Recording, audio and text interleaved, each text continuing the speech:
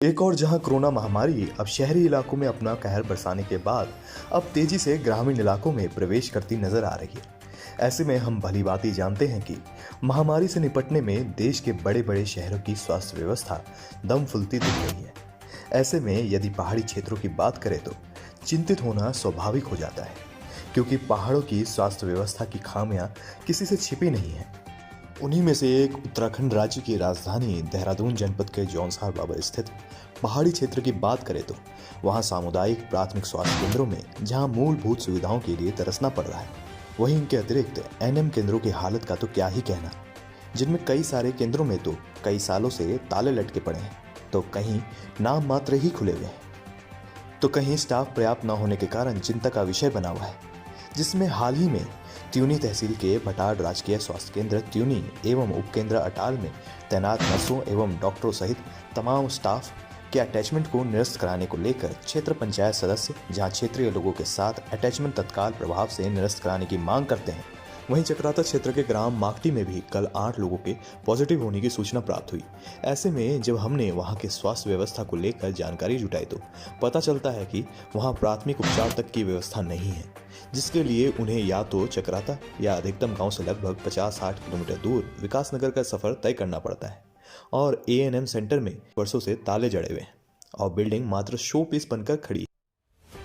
वहीं ऐसा ही दूसरा एक किस्सा प्राथमिक स्वास्थ्य केंद्र दसाऊं का भी देखने को मिला, जहां करीब एक माह पूर्व हजा में जब एक महिला कोरोना पॉजिटिव पाई जाती है और उसके लिए जो कोविड किट भेजी जाती है, उसमें ना कोई मास्क, ना कोई तापमापी यंत्र, ऑक्सीमीटर जैसे आवश्यक स्वास्थ्य उपकरण तक उपलब्ध नहीं होते हैं। हालांकि इन सभी आवश्यकताओं को ग्राम हाजा में बनी समिति हाजा कर्मचारी संघ द्वारा गांव की गंभीरता को देखते हुए ये तमाम उपकरण सहित अन्य आवश्यक स्वास्थ्य उपकरण भी गांव के लिए उपलब्ध कराए गए।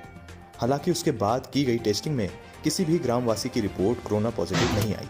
लेकिन यहाँ प्रश्न ये उठता है कि गांव की ओर तेजी से बढ़ती महामारी की रोकथाम हेतु ऐसी स्वास्थ्य व्यवस्था के साथ आखिर कैसे लड़ा जा सकता है। हमारी खबर का उद्देश्य यही है कि सरकार कम से कम क्षेत्र की मूलभूत स्वास्थ्य व्यवस्था को मजबूती की दिशा में समय रहते कारगर कदम उठाएं और जितने भी क्षेत्र में सामुदायिक प्राथमिक केंद्रों एवं उपकेंद्र हैं उसमें पर्याप्त स्टाफ उपलब्ध कराएं, ताकि छोटी छोटी स्वास्थ्य सुविधा के लिए क्षेत्रवासियों को विकासनगर या देहरादून का सफर तय करना ना पड़े। कैमरा पर्सन रितेश वर्मा के साथ दीवान नौटियाल, डीसीपी न्यूज उत्तराखंड के लिए। हमारे गांव में लगभग 15-20 साल पहले ये एनएम सेंटर जो बना है, हमारा भी बचपना था। उस टाइम से हम देख रहे हैं कि यहाँ ना तो कोई स्टाफ का कोई आदमी देख रेख के लिए आता है। हमें यही नहीं पता कि यहाँ कौन एनएम है, कौन फार्मासिस्ट है। अभी हम पिछले वर्ष सीएमओ साहब से मिले थे, उनको भी एक लेटर दिया था युवाओं ने, वहाँ से भी हमें कोई आश्वासन कुछ खास तरीके से नहीं मिल पाया है, जिसमें हम आज भी असंतुष्ट हैं। और हमारी आगे भी सरकार से यही उम्मीद है कि हमारे एनएम सेंटर में जल्दी से जल्दी कोई भी स्टाफ वगैरह कोई तैनात कर दें, जिससे कि गांव के लोगों को सुविधा हो सके।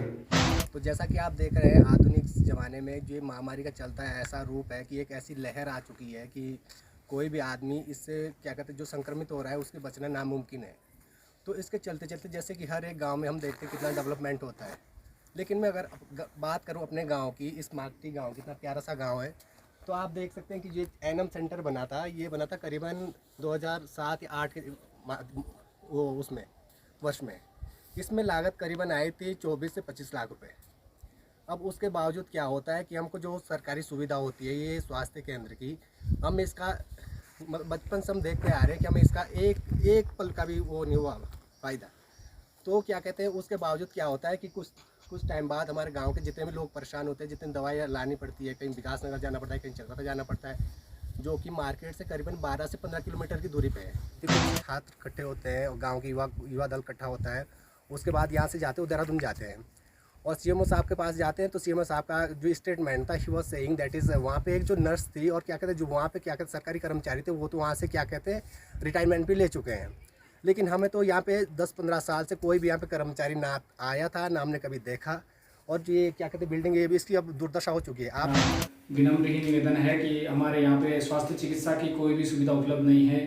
यहाँ तक कि हमारे यहाँ पर फर्स्ट एड का भी कोई सामान नहीं है। हमें गांव में कोई अगर इस स्थिति में जो महामारी चली है कोविड-19, इस स्थिति में अगर कोई भी व्यक्ति बीमार पड़ जाता है तो उसे हम चकराता है या सैया ले जाना पड़ता है। यहाँ पर हमारे मागटी में कोई भी उपचार की कोई व्यवस्था नहीं है, तो मैं चिकित्सा विभाग से विनम्र निवेदन करता हूँ कि हमारे गांव के लिए जल्दी से जल्दी कोई भी सरकारी कर्मचारी, डॉक्टर, एनएम की व्यवस्था की जाए।